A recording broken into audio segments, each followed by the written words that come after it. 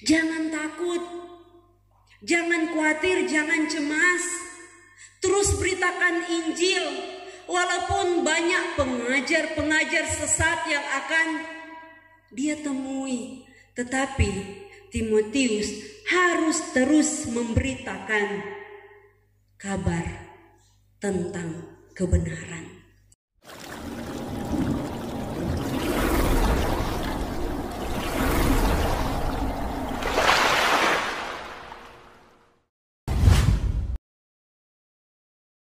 Salam sejahtera bagi kita sekalian. Shalom. Damai di hati. Puji Tuhan, patutlah kita mengucap syukur kepada Tuhan Yesus Kristus karena besarlah kasih-Nya dalam kehidupan kita, sehingga terang semua boleh ada berkumpul dalam persekutuan ibadah saat ini. Apa yang hendak torang mau baking ketika dia Tuhan Allah yang perkenankan torang boleh ada sebagaimana torang ada saat ini? Pasti hanya dengan ucapan syukur, hanya dengan berterima kasih kepada Tuhan Allah yang luar biasa dalam hidup kita. Jemaat Tuhan yang pasti merasakan berkat Tuhan, firman Tuhan boleh kita dengar bersama, kita baca di dalam 2 Timotius 3 ayat 10 hingga ayatnya yang ke-17. Dengan tema di minggu yang berjalan ini, yaitu kitab suci menuntun engkau kepada keselamatan oleh iman kepada Kristus Yesus. Berarti bagaimana dalam perjalanan kehidupan kita sebagai umat manusia, keselamatan yang Dia anugerahkan, kita harus memiliki iman yang teguh. Melalui apa? Kitab suci yang akan menuntun kita sekalian. Sebelum kita lebih masuk lagi dalam pembacaan kita di dalam 2 Timotius 3 ayat 10 hingga ayatnya yang ke-17 ini, pasti torang semua kan sebagai muda-mudi, sebagai orang tua, torang pernah menjalani atau menempuh perjalanan. Kalau torang mau pergi ke suatu tempat, terus itu tempat itu torang belum pernah pergi, pasti torang mau buka peta atau torang buka maps dulu kan. Torang mau lihat di mana DP lokasi, di mana DP tampah. Sehingga ketika torang akan menempuh perjalanan, torangnya tidak mau salah arah. Torang mau ini rute, ini maps pe arah, supaya torang tiba di alamat yang tepat, nyandak salah tujuan. Bahkan bukan hanya torang pi buka maps, tetapi torang pun harus mulia baik-baik kan. Ini perjalanan, ini rute, apakah betul? Apakah DP tujuan betul? Apakah DP alamat betul? Torang mesti lihat baik-baik, baru torang mau ikut DP rute sampai di tempat tujuan. Selain itu, selain kalau torang menempuh perjalanan, pasti di dalam rumah tangga membutuhkan benda-benda atau membutuhkan barang-barang elektronik. Misalnya kipas angin, TV, kulkas, bahkan HP pun torang butuhkan. Ketika kita membeli barang-barang elektronik tersebut kalau torang buka pada DP2 pasti torang mau temui ada buku petunjuk atau buku panduan. Nah, melalui buku panduan tersebut akan mengarahkan torang supaya torang nyendak salah gunakan kang itu benda-benda atau barang-barang yang torang so beli.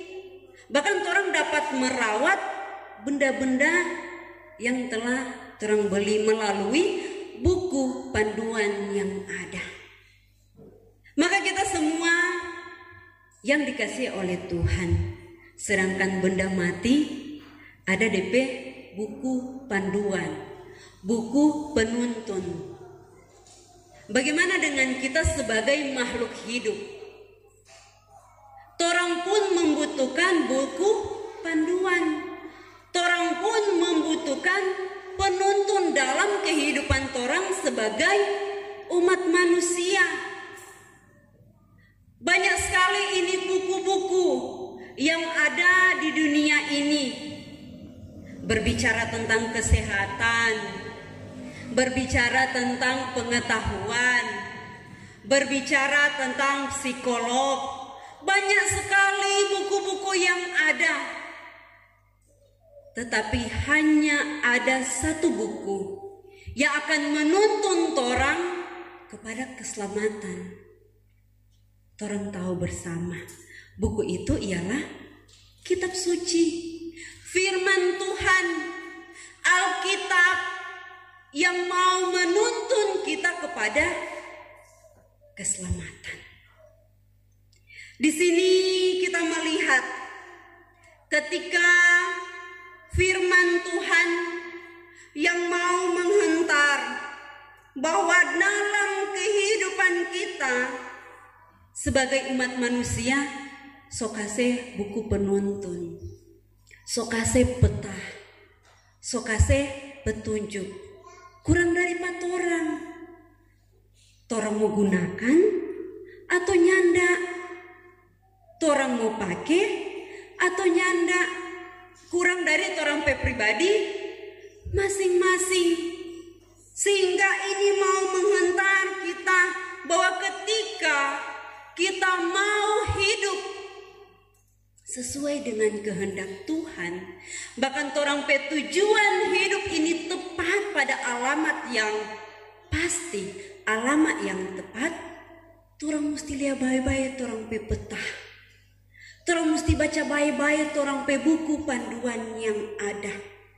Banyak sekali buku yang ada, tetapi hanya satu buku yang akan menuntun kita, yang akan menghentar kita, yang akan menguatkan dan memampukan kita semua. Kitab suci atau Alkitab ini sangat berguna dalam kehidupan kita. Begitupun sebagaimana yang disampaikan oleh Rasul Paulus kepada Timotius sebagai anak rohaninya.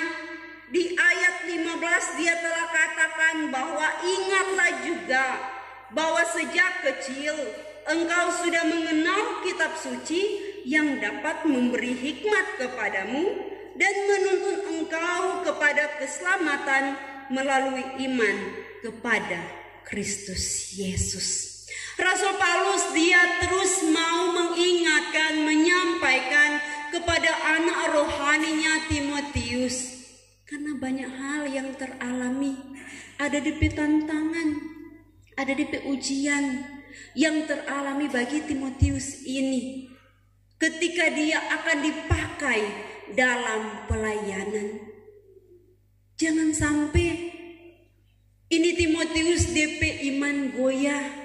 Jangan sampai ini Timotius tidak berani lagi menyampaikan kabar Injil. Jangan sampai ini Timotius dia ada dalam keraguan. Sehingga Paulus katakan harus berani.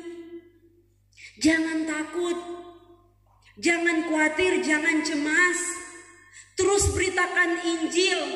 Walaupun banyak pengajar-pengajar sesat yang akan dia temui, tetapi Timotius harus terus memberitakan kabar tentang kebenaran, tentang sesuai dengan apa yang Tuhan kehendaki dalam perjalanan kehidupan.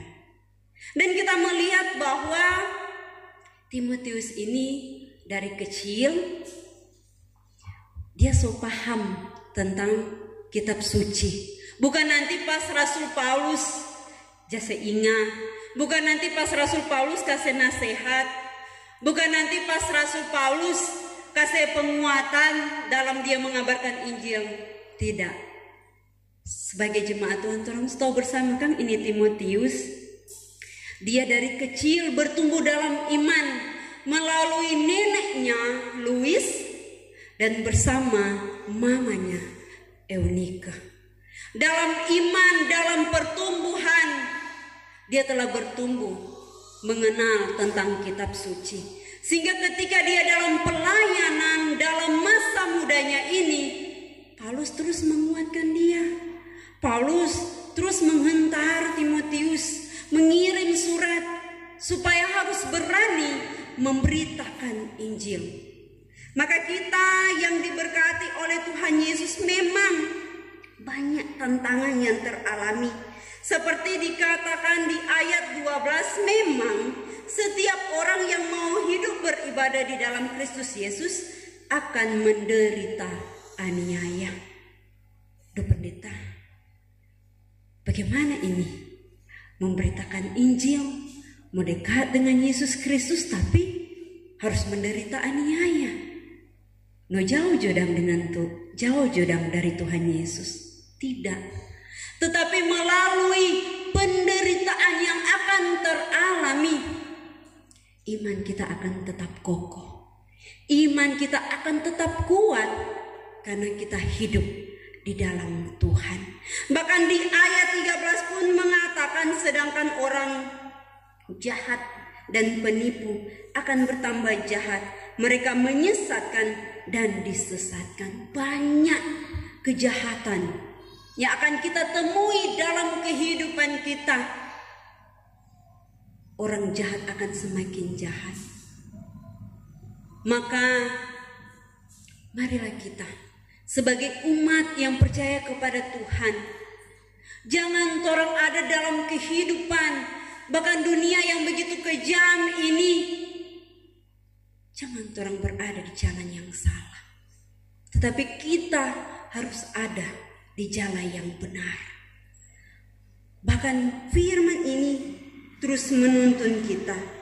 Memang kitab suci belum seperti yang kita pegang saat ini ketika Paulus memberitakan Injil. Tetapi Paulus mengingatkan bahwa segala tulisan yang diilhamkan Allah itu sangat bermanfaat untuk mengajar, untuk menyatakan kesalahan, untuk memperbaiki kelakuan, dan untuk mendidik orang dalam kebenaran.